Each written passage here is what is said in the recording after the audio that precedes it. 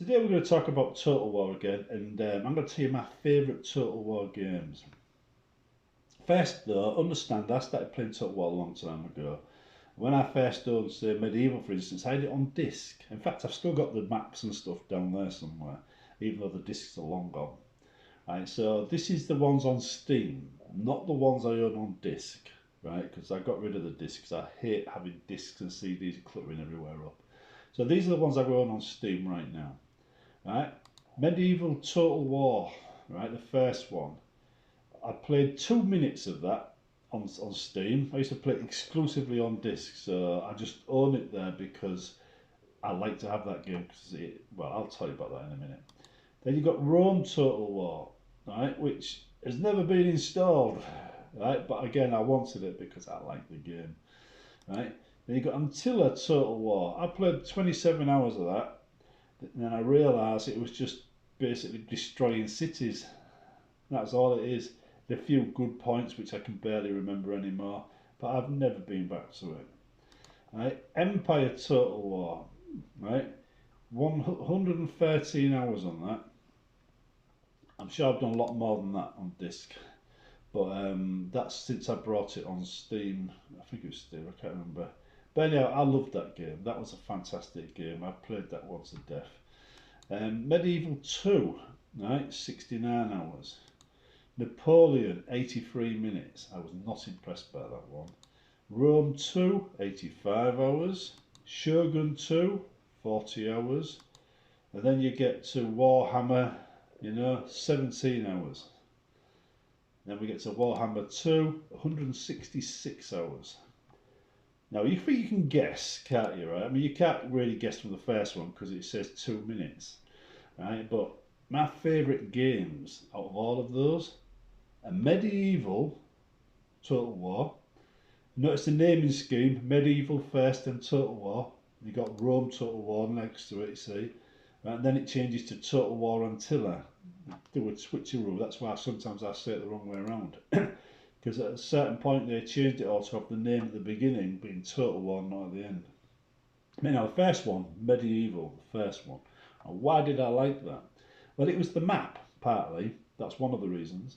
I liked the old style map where you entered a region to attack it. I didn't like the Benny Hill scene where you're chasing armies around the map because they won't stand and fight. Or you attack them and then they withdraw and then they come back and attack you. I hated that nonsense. It just seemed, it's one of the reasons I quit more games is when I get to a situation where I've got a large army and I just can't keep up with them. They just run off, and or they get away from me, and then you end up getting trapped because you've been chasing this unit like crazy, you try and kill it, and you just anyway. I do take all the upgrades to get movement speed on campaigns now, but it's really annoying. I prefer the old map system by far. Moving to a region, then you're attacking it, that kind of thing. The other thing was about the Medieval Total War series is the first one is when you were beat a side, it became unlocked and you could play a side. And I loved that. I thought that was an element of gameplay that added to the amount of hours I put in. So if I wanted to play some obscure side, like Denmark or something, I would have to beat Denmark and then it would become unlocked. It generated gameplay. And I loved that about that game. And it was one of the things I've really missed ever since because they haven't included it in other games. Now, next favourite, right, this is in the order of release, is Empire. Now, I know that got slated quite badly by lots of people, but I loved Empire. I did. I absolutely loved it. And Empire, you had it's like the first time you had like almost the whole globe to play on, and I always thought to myself that is the way it should be. It should be a massive globe. And I mean, it was early work, obviously. I mean, they perfected it with Warhammer 2 or Warhammer 1, right? But well, no, 2 actually, Mortal Empires. But that was the way it's supposed to be, and I just loved the scale. It was also prime. It's also a prime example of a game that could be updated today using the Warhammer, method to make every race feel unique on a different planet with their own goals and stuff like that. Now, because I modded Total War series, I can tell you how they actually work. Every faction has key regions, right, which they will take, all the time. And if you hold it, they will declare war on you. If you don't hold it, they won't. So as you expand, you start stepping on the toes of other regions. Areas like if it's Russia, say Ukraine would be a region that they would consider theirs. So Germany attacking Ukraine would cause Russia to attack Germany. That's how it works. And I think once you own to Ukraine, then any area that the Ukraine, well, any area that the Ukraine wanted would become something you would want as well. So it expands, it gets bigger. You kind of I think it's a way of adopting the targets of the area you attacked to secure your borders. But I always found, right, if you knew what they were, you could just attack around them in locations. You didn't need to have very friendly relations. But yeah, well, it doesn't always work that way though. It doesn't always. But yeah, Empire, that was a fantastic game. I loved that game. It's a shame though that they didn't update it. But I think if they did and used the Warhammer method, it would be brilliant. Because all the individual sides have their own cultures, their own sides, their own build trees, their own goals, everything else. It'd just be good. If you compare the two games, you'll see what I mean. Each part of the world would be a game in itself. Remember though, the bigger the world, the longer the turns take, and that's always been the problem, if you think about it. Anyhow, Warhammer, not so much. 2, definitely. Warhammer 2, Mortal Empires, is my favourite Total War game. And it's Total War Warhammer 2, not Medieval Total War. That's the name change, like I said earlier, between the two. Right, so Warhammer 2, the whole scale, practically a full planet. I just wish you could go off the edge of one side and come on the edge of the other. That would have been brilliant, civilization style. But anyway, says that game, it perfected the whole series as far as I was concerned. DLCs, whilst they're expensive, it does guarantee future development if you can get people to pay for the work done on a new side. So if you wanted to see a side develop further, they'd sell you a DLC for 10 quid or 15 quid or whatever it is, or 6 quid.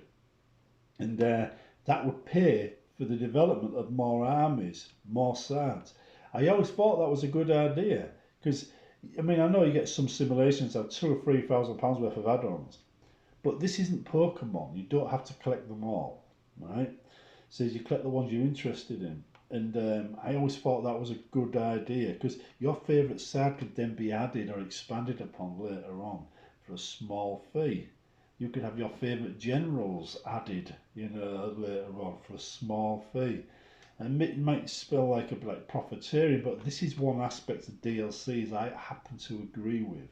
And I thought, with Warhammer, they kind of started fine-tuning that, getting that right.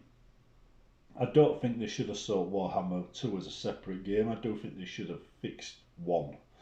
And 3 should have been 2. But they didn't. But the DLCs are one thing I do agree with, so yeah. But yeah, Warhammer 2 is definitely one of the better games.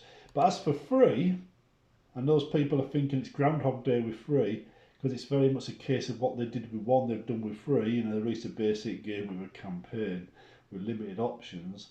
17 hours is what I put into 1 before I got sick of it. 17 hours is of limited gameplay. And it really got slagged off because of those limited gameplay options in a series that usually had lots of options. That was not a Total War game. That was a limited war game.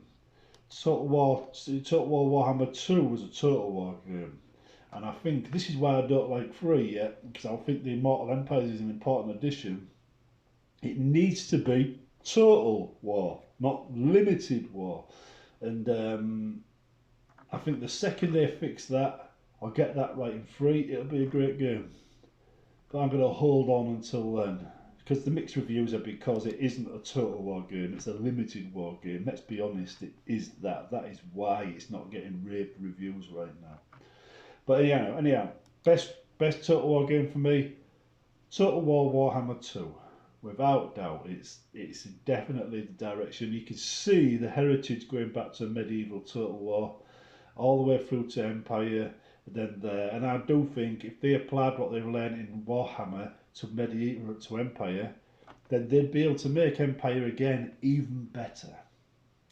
Anyway, see you in the next one. Hope you've enjoyed this little look at the various games. And remember, these are the ones I own on Steam. I do own sort of had some of these on disc as well. And quite frankly, I put in lots of hours on disc. See you in the next one. In fact, actually, before I go, I do believe the first game they added to Steam was Empire, if I remember rightly. Right, so Empire, 113 hours, might be accurate. I'm pretty sure Empire was the first Steam game. Everything else got added later. And that was also, I think, the first Total War Empire game where the name was at the beginning. Because before that you had Rome Total War, Medieval Total War. So yeah, I think that's when they started getting themselves organised. If you know I'm wrong, say so below. See you later.